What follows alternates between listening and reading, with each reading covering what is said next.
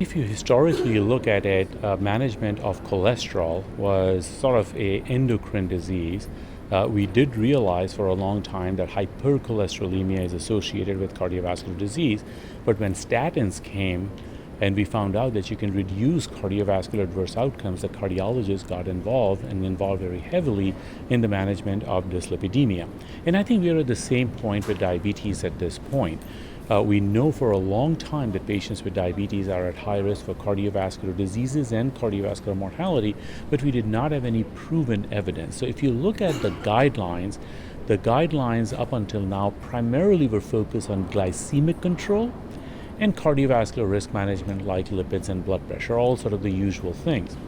Then with EMPA-REG trial and LEADER trial coming out, if you look at the latest guidelines that came out from ADA and EASD, you start seeing a little bit of a shift that in patients with atherosclerotic cardiovascular disease, there is a little bit of a shift. And the focus is now after metformin to move to therapies like SGLT2 inhibitors or GLP-1 receptor agonists with known benefit for modulating the benefit in patients with diabetes in terms of cardiovascular outcomes. So we're now not only talking about glycemic control, but it is a completely different way of thinking about treatment of diabetes in improving cardiovascular outcomes.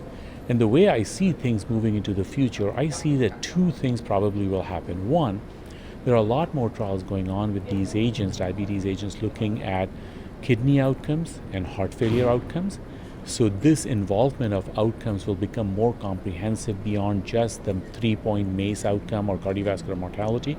And we'll talk a lot more about heart failure prevention and about chronic kidney disease progression. That's one thing. And two, right now the guidelines are from ADA and EASD. And I think the cardiovascular guidelines from ACC-AHA will also probably deal a little bit more in terms of prevention when they talk about diabetes.